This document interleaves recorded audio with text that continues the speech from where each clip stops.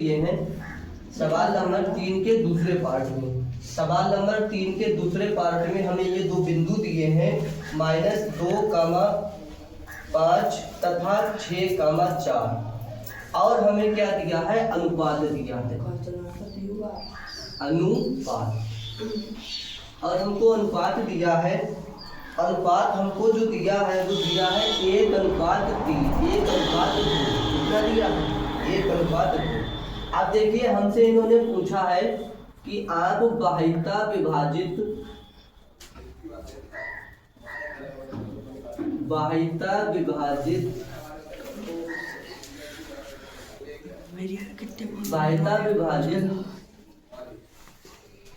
बिंदु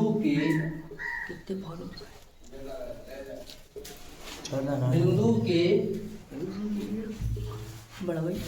निर्देशांक बनाओ। रियल वाले हैं, ठीक है, ये हमसे रियल वाले दो बिंदु दिए हैं, अनुपात दिया है और हमसे पूछा है बाह्यता विभाजित बिंदुओं के निर्देशांक। ठीक, हमसे बाह्यता विभाजित बिंदुओं के निर्देशांक पूछ लिए इन्होंने। हमको दो बिंदु दे दिए, अनुपात दे दिया और हमसे ये बोल दिया कि आप बाह्यता विभाजित बिंदु के निर्देशांक बताइए कि बाह्यता विभाजित बिंदु के निर्देशांक क्या होंगे। तो देखिए बाह्यता विभाजित बिंदु के निर्देशांक बताने का हमने आपको फार्मूला पहले से ही बता रखा है। ठीक है, कि बाह्यता विभाजित बिंदु के निर्देशांक क्या होते हैं, इसका फार्मूला हम आपको लिखवा चुके हैं। तो आपको कुछ नहीं करना है, बस उस फार्मूले को यहाँ पे लगाना है और घरे सारे मान लगाएंगे और सारे मान लगाने के बाद आप जैसे उसको हल करेंगे आपको बाह्यता विभाजित बिंदु के निर्देशांक हो जाएंगे। अब देखिए इसका फार्मूला क्या होता है बाह्यता विभाजित का, कैसे याद रखेंगे आप फार्मूला। तो इसकी ट्रिक हमने आपको बताई थी, फार्मूला याद रखने की हमने आपको ट्रिक बताई थी कि पहले आपको mx लिखना है, फिर आपको my लिखना है, उसके बाद आपको क्या लिख देना है, m और उसके बाद आपको क्या करना है, 12-21 लिखना है, फिर आपको 12-21 लिखना है, नीचे आपको 12-12 लिखना है। इस तरीके से आपका फार्मूला बनके क्या हो जाएगा, तैयार हो जाएगा। तो ये एक बेहतरीन ट्रिक है फार्मूले को याद रखने की।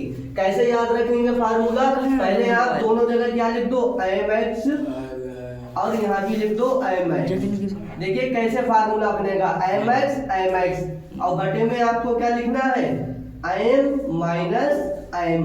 यहाँ तक बात क्लियर, mx m ऐसे ही आप यहाँ लिखोगे m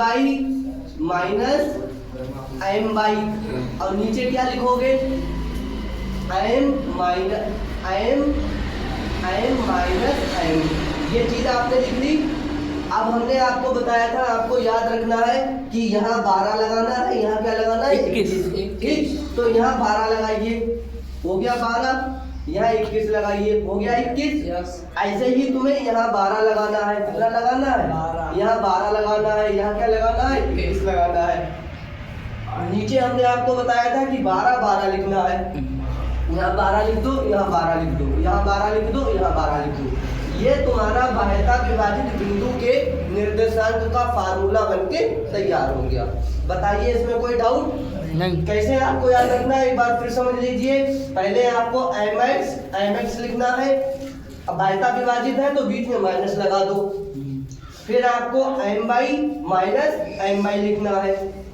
ठीक है, नीचे आपको m लिखना है, m लिखना है। फिर आपको क्या करना है, पहले वाले पद में 12 लिखना है, दूसरे वाले में 21 लिखना है। ऐसे यहाँ पर 12 लिखना है, दूसरे वाले में 21 लिखना है। नीचे क्या लिख दोगे, 12-12, यहाँ देखिए 12 है लिखा हुआ, यहाँ देखिए 12 है लिखा हुआ, बस फार्मूला बनके तैयार बाह्यता विभाजित बिंदु के निर्देशांक का। ऐसे ही अगर तुम्हें अंतः विभाजित का बनाना है तो आपको यही लिखना है। अंतः विभाजित में बीच में क्या आता है, केवल प्लस आ जाता है। आपको बताया था अंतः विभाजित में क्या रहता है, प्लस, और बाह्यता विभाजित में क्या रहता है, माइनस। तो अगर हमें अंतः विभाजित का बनाना है तो अंतः विभाजित के लिए आप क्या करेंगे, आपको ऐसे ही लिखना है mx m by नीचे m एम, और बीच में क्या लगाना है, प्लस लगाना है दोनों जगह। इस तरीके से आपका अंतःविभाजित का बनके तैयार हो जाएगा। यहाँ पे माइनस की जगह प्लस कर दोगे, आपका अंतःविभाजित बनके तैयार हो जाएगा। अब देखिए सारे मान हमको पता, फार्मूला तो हमें पता लग गया। अब इस फार्मूले को हम जब भी हल कर पाएंगे जब हमारे पास ये सारे मान होंगे, x1 x2 हो, y1 y2 हो, m1 m2 हो, ये सारे मान हमें पता हो। तो अब ये सारे मान हमें कहाँ पता लगेंगे, x1 x2 हमें कहाँ से पता लगेगा, बिंदु से। ठीक है, तो यहाँ लगा दीजिए, ये होता है हमारा x1, ये होता है हमारा y1, ये होता है x2, ये होता है y2, और ये हमारा अनुपात क्या कहलाता है, m1 और m2। यहाँ तक बात क्लियर। अब देखिए, अब लगाइए सारे मान, इसमें ध्यान से मान लगाना है। यहाँ पे मान लगाते समय अगर आप गलती करेंगे तो आपका पूरा सवाल गलत हो जाएगा। तो इस मान को आपको बड़े ध्यान से लगाना है, ठीक है। लगाइए m1 का मान क्या है बताइए, 1, तो 1 लगा दो यहाँ पे, गुणा x2 का मान क्या है बताइए जरा, 6, x2 ये है x2 का मान क्या है, 6, तो यहाँ 6 लगा दो, माइनस m2 देखो कहाँ है, ये है m2 का मान क्या है, 2, तो यहाँ 2 लगा दो, गुणा x1 देखो कहाँ है, -2, x1 का मान है माइनस का 2, ठीक है, बटे m1 का मान क्या है, 1, m1 का मान 1, माइनस m2 का मान क्या है, 2। अरे सॉरी, अभी आगे भी तो मान लगाना है इसमें।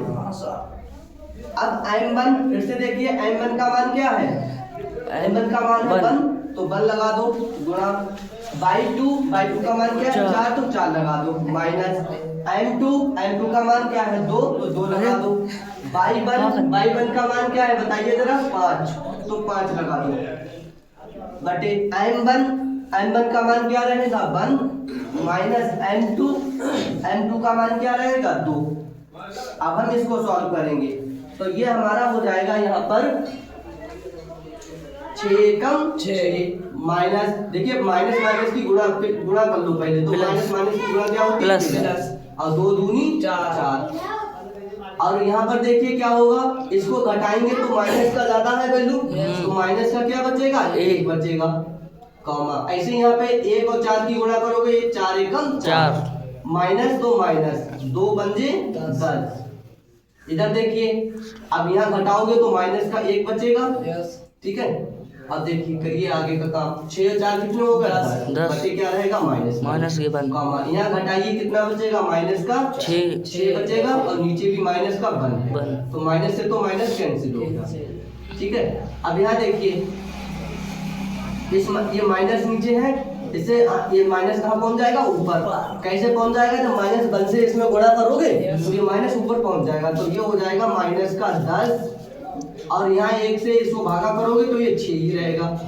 तो ये आ गए तुम्हारे इसके निर्देशांक, बाह्यता विभाजित बिंदु के निर्देशांक, -10 का मान 6। बताइए कोई समस्या, कोई दिक्कत। हमको क्या दिया था, देखिए हमको 2 बिंदु दिए थे, समझ लीजिए ध्यान से, हमको 2 बिंदु दिए थे,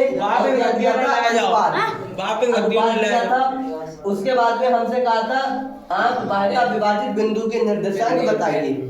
तो बाह्यता विभाजित बिंदु के हमने निर्देशांक का फार्मूला यहाँ पे लिखा, और सारे मान यहाँ पे लगाए, और इसको हल करा। हल करने पर हमें बाह्यता विभाजित बिंदु के निर्देशांक प्राप्त हो गए, ठीक है। अब इसको नोट कर लीजिए,